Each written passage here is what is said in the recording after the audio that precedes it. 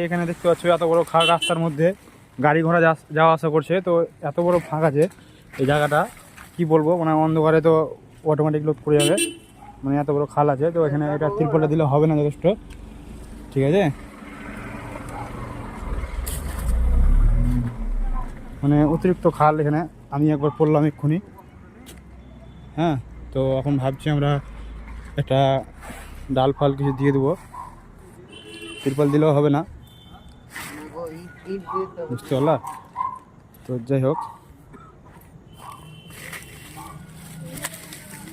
এত জোরে পড়লাম, কি বলবো তোমাকে। থাকবে না গো।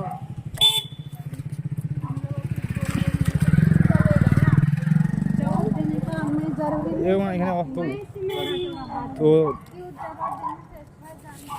মানে সাইকেল নিয়ে